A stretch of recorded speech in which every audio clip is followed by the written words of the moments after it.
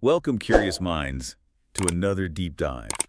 Ever feel that quiet exhaustion from the constant pressure to be happy, always positive, always improving? Oh, absolutely. It's like there's this unspoken rule that you've got to be radiating good vibes 24/7. Exactly. Crushing goals, living your quote-unquote best life. And Right. if you're struggling a bit, you feel like, well, like you're doing something wrong. It's a really common thing, isn't it? This feeling of chasing something, some perfect state of happiness that always seems just out of reach.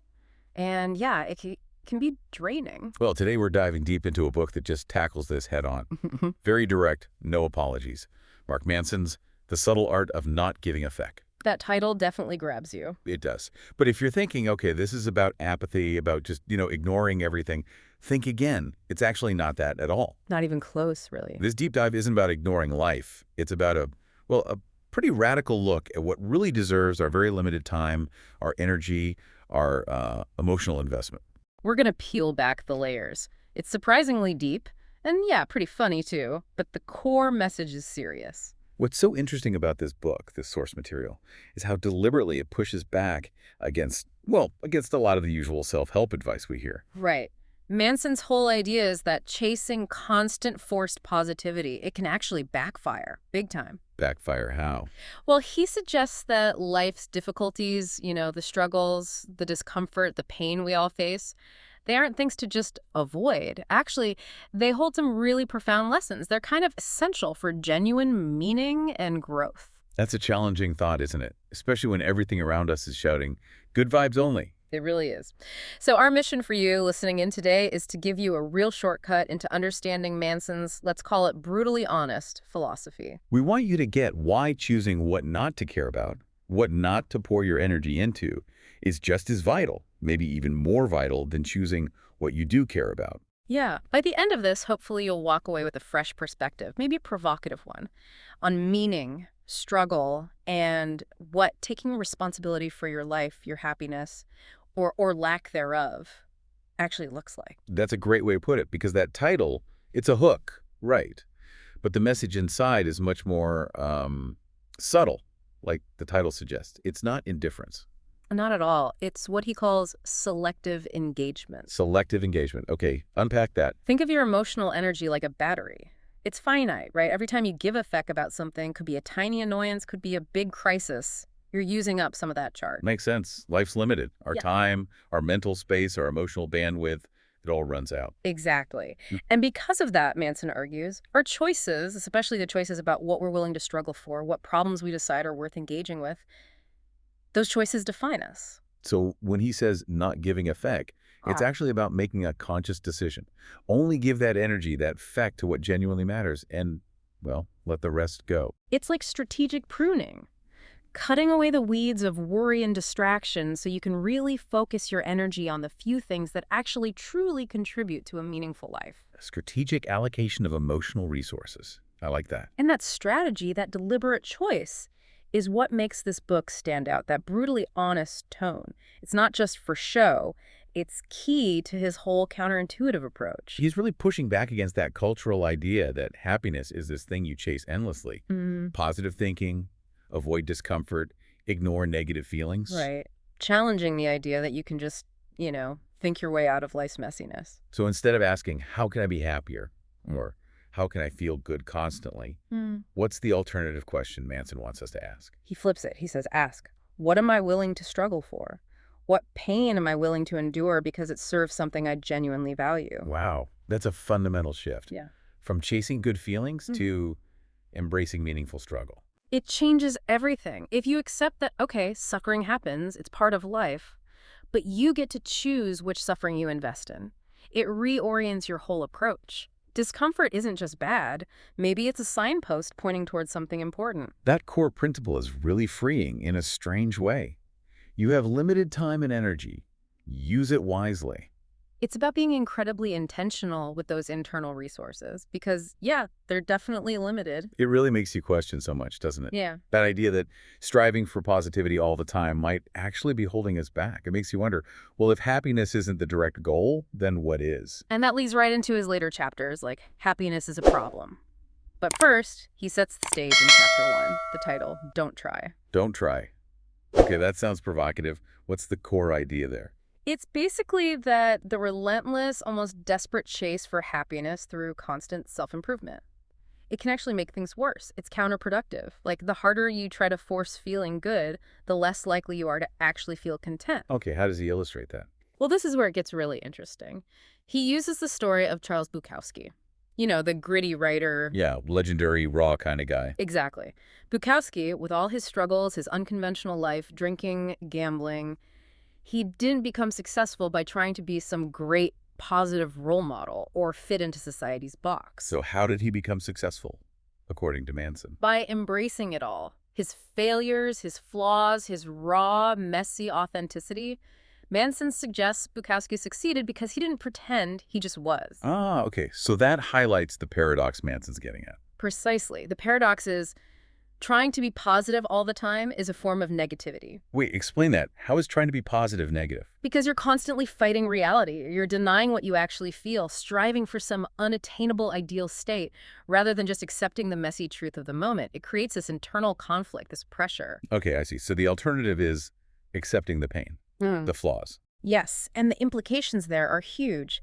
Manson argues that embracing life's difficulties, not suppressing them, not running away, that's actually the path to growth. How so? Think about it. When you resist a negative feeling, what usually happens? It often gets stronger or pops up somewhere else. Right. But if you accept it, acknowledge it, okay, I feel frustrated right now, then you can start to understand it, learn from it, move through it. Pain, discomfort, they're not just annoyances. They're signals, teachers, necessary parts of evolving. Trying to hide them just doesn't work long term. This matters because it completely flips the script on happiness, doesn't it? The idea that it's this constant state we should always be aiming for. Exactly. It challenges that deeply ingrained narrative. Manson suggests that real happiness, or maybe a better word, is contentment or purpose. It's often a byproduct. Byproduct of what? Of living honestly, of engaging with reality, the good and the bad, the successes and the failures. It's not the destination, it's what happens along the way when you're focused on meaningful struggles. So what stands out to you listening? This idea that maybe that constant push for positivity, that avoidance of discomfort, might actually be getting in the way of something deeper. It's a powerful thing to consider. It really is, and it flows perfectly into Manson's next big argument in Chapter 2, which he boldly titles, Happiness is a Problem. Happiness is a problem. Hey, that definitely needs unpacking. What does he mean? His core point is pretty stark, but also, I think, very practical. He says life is suffering, and solving problems is what gives life meaning. Whoa, life is suffering. That sounds pretty bleak. It sounds bleak, but he frames it realistically, not pessimistically. And he makes a really key distinction. Pain is inevitable. Suffering is optional. Okay, pain versus suffering. What's the difference in his view? Think of pain like stubbing your toe. It hurts. That physical sensation is unavoidable. It's the raw data. Suffering, though, is the story you tell yourself about the pain. Like, oh, I'm so clumsy. This always happens to me. My day is ruined. That kind of thing. Exactly. That's the suffering, the dwelling, the lamenting, the narrative you build around the unavoidable pain. So if life involves inevitable pain and problems are constant, the goal isn't to get rid of problems, because that's impossible. Right. As long as you're alive, you'll have problems, challenges, difficulties. That's just part of the deal.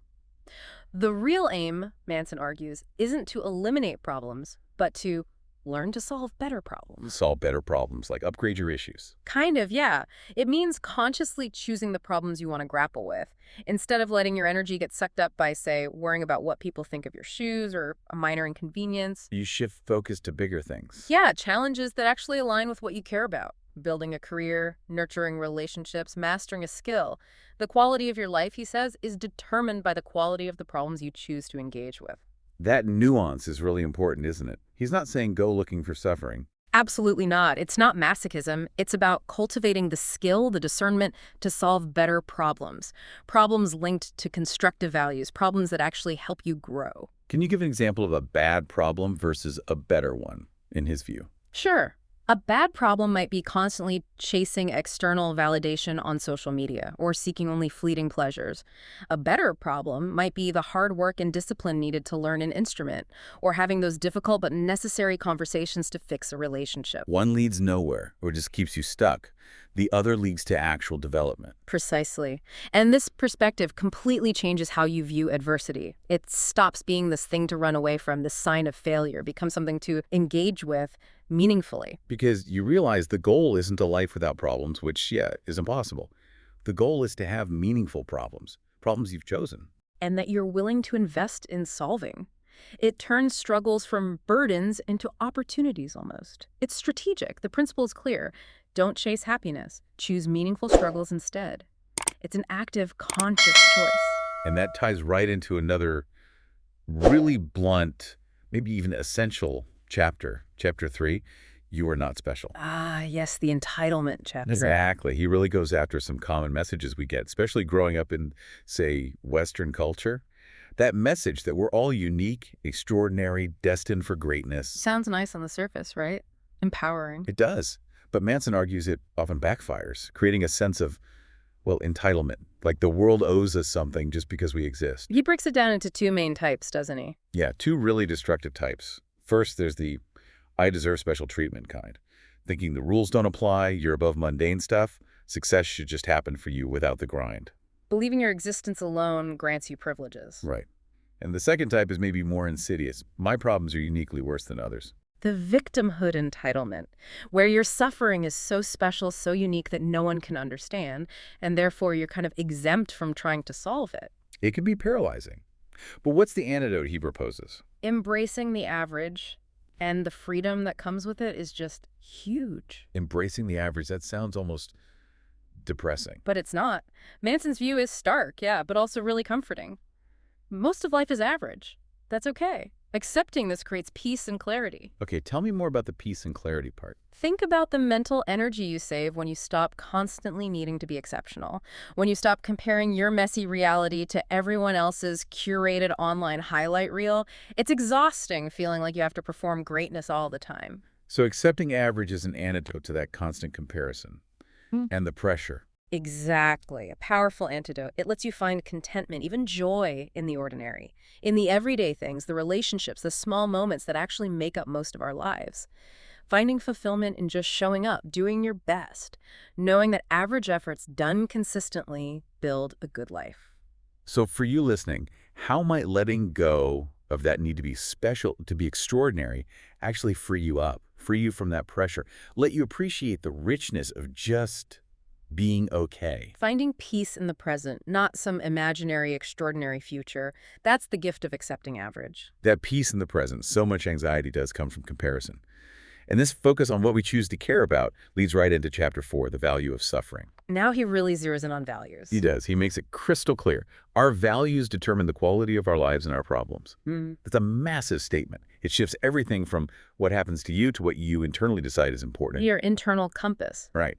And he contrasts constructive values, things like honesty, responsibility, growth, with destructive ones. Like what? What are the destructive ones? Things like chasing pleasure just for pleasure's sake, needing to always be right, obsessed with maintaining a perfect image, or valuing superficial stuff like popularity or wealth above all else. And the quality of your problems directly reflects those values. Yeah.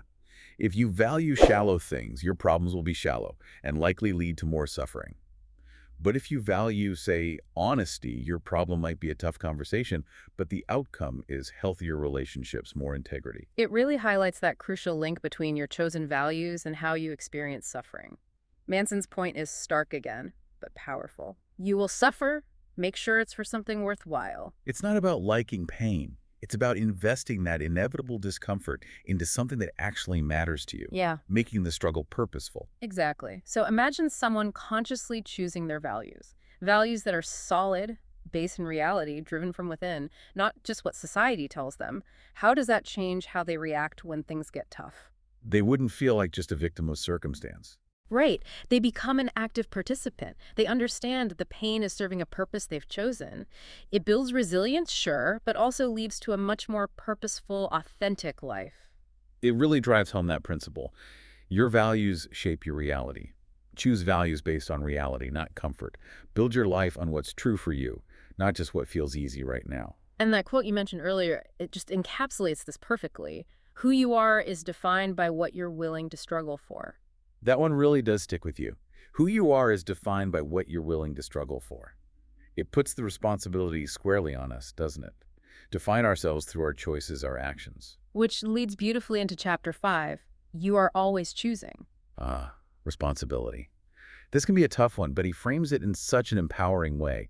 The key insight is, even when things aren't your fault, you are still responsible for how you react. That distinction is critical. Fault versus responsibility. Let's unpack that. Something genuinely awful happens. Not your fault. You didn't cause it. Maybe you were wronged.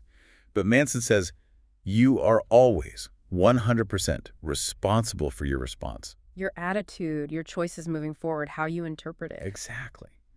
You control your inner game, even if the external event was out of your hands. And the payoff for accepting this, Taking responsibility gives you power. it shifts you from being passive, just reacting to life, to being an active agent, shaping your experience of events. Helplessness becomes agency. And that's the liberating part. Stop blaming others and own your response. Again, it's crucial. This isn't about blaming the victim. It's not saying if something bad happened, it must have been your fault. No, it's purely about agency, recognizing that even if you didn't create the mess, you still hold the power to choose your next step, your attitude, your perspective, focusing on what you can control. Your circle of influence, not just your circle of concern. It matters so much because it shifts the focus from external things you often can't change, which makes you feel helpless, to your internal world, which you always control. It builds resilience, encourages proactive problem solving. Creates real self-efficacy.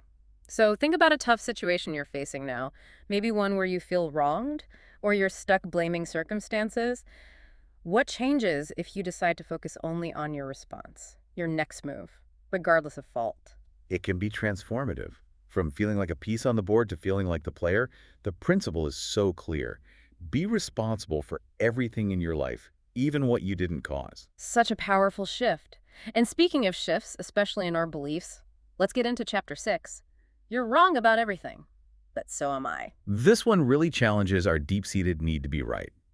Manson's core idea is that our beliefs aren't static, or at least they shouldn't be.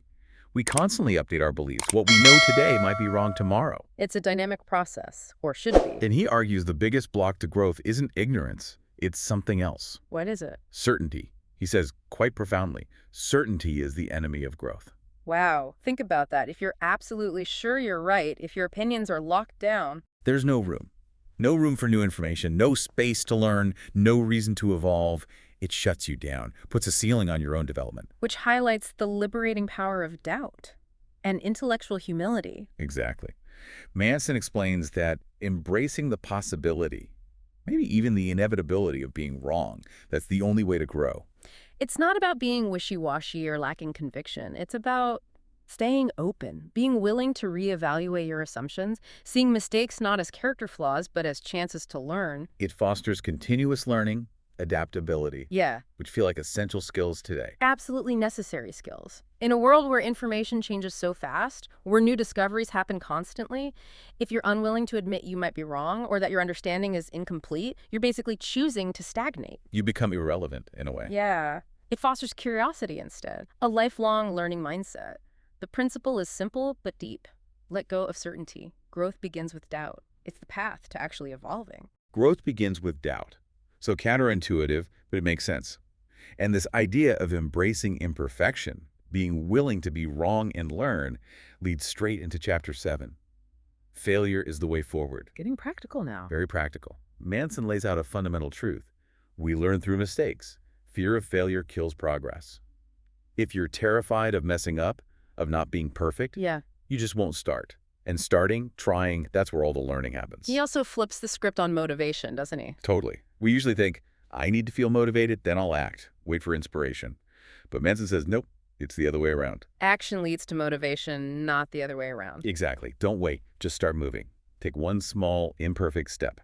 And often the inspiration, the momentum, the motivation, it follows the action. Which leads to his very pragmatic mantra. Do something, then fix it, then repeat. It's this loop of messy, real-world progress. That do something, then fix it, then repeat. It's brilliant. It's how innovation happens, how anything gets built, really. It acknowledges that perfection isn't where you start. Messy action is. You gain clarity through the doing, not before it. Yeah. build that bias for action. And it matters so much because it's the direct antidote to procrastination. To that paralysis of perfectionism so many of us feel, it makes progress feel accessible even when you're uncertain. You don't need the perfect plan or all the answers. Just take one small step. So if you're stuck on something, feeling overwhelmed, what's one tiny imperfect action you could take today, just to start? That's where the momentum builds. Not in overthinking, in doing. The core principle is clear.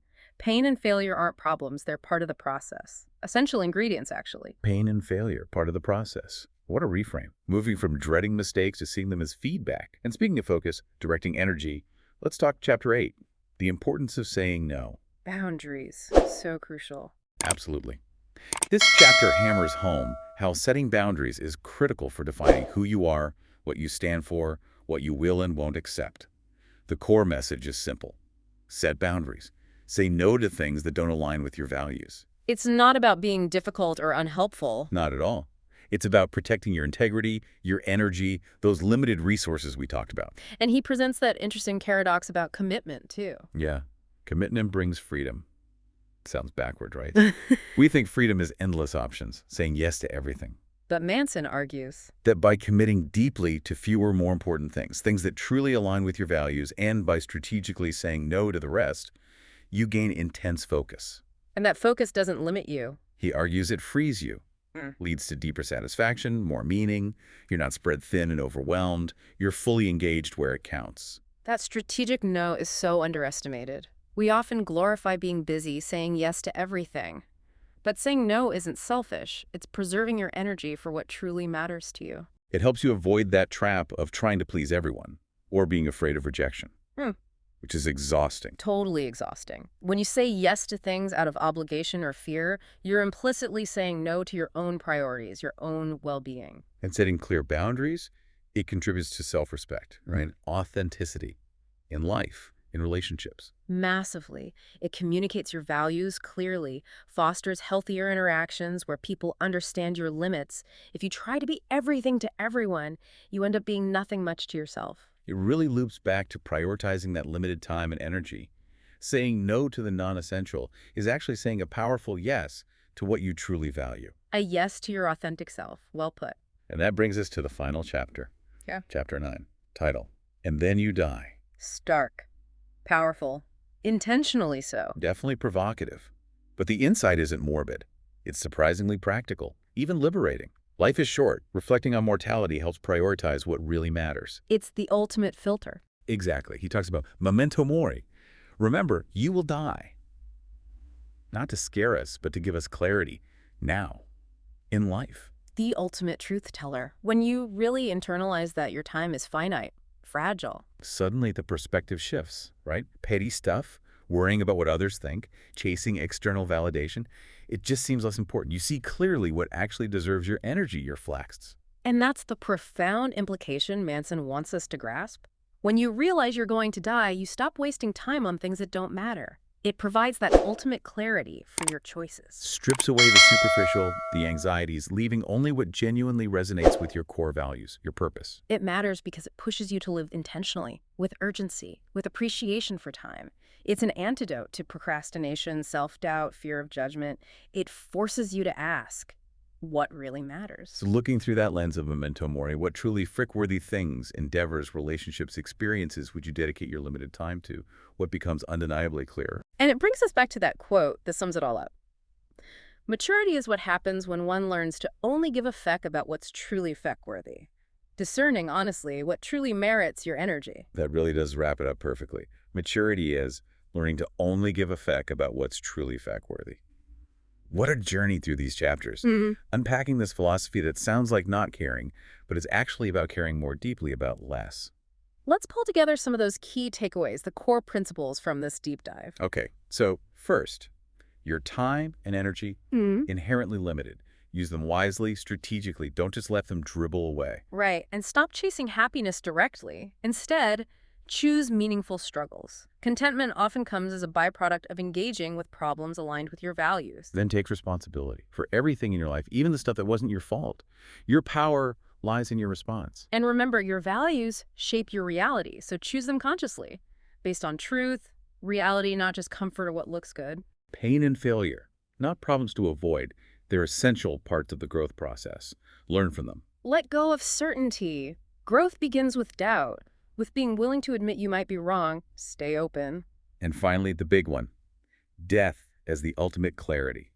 Use the awareness of mortality to guide your most important choices. And some of those quotes just nail it, don't they? The desire for a more positive experience is itself a negative experience. That paradox is brilliant. And who you are is defined by what you're willing to struggle for. So powerful. They aren't just clever lines. They're invitations to think differently. It's interesting to think about why this book hit such a nerve, why it resonates so much. It really carved out a unique space. Who do you think it speaks to most? I think it really connects with people tired of fake positivity, folks who are just exhausted by that pressure to be cheerful all the time, who sense that real growth needs more than just happy thoughts. And people who want something more honest, right? Acknowledging life is messy and difficult. Exactly. Those who want a refreshing, honest take on personal development. One that doesn't pretend it's all easy. It's like the anti-self-help book. A necessary counterbalance to all the overly optimistic stuff out there. I think so. It offers a grounded, realistic way to think about prioritizing, managing expectations, finding meaning within the struggle without demanding this constant state of bliss that just isn't realistic for most people most of the time. It essentially says, look, life is hard, Yeah. but you get to choose your hard. And that choice is where your power and meaning come from. Gives you permission to start performing and just be more authentic. Well, what a deep dive that was. Our goal is to pull out the most important nuggets from the subtle art of not giving a feck, and hopefully we've given you a solid shortcut to understanding its core ideas. And maybe a final thought for you to take away and chew on. If you truly accept that you're responsible for your reactions, always, and if suffering is just part of life, then what problems, what struggles are you willing to intentionally choose? What are you willing to invest your limited, precious flicks in? Because remember, Manson's point is those chosen struggles, that committed energy, that's what will ultimately give your life its unique meaning, its quality, its direction. Take that thought with you. Consider how these principles might ripple through your own life, your challenges, your choices. Keep exploring, keep reflecting. Until next time, keep diving deep.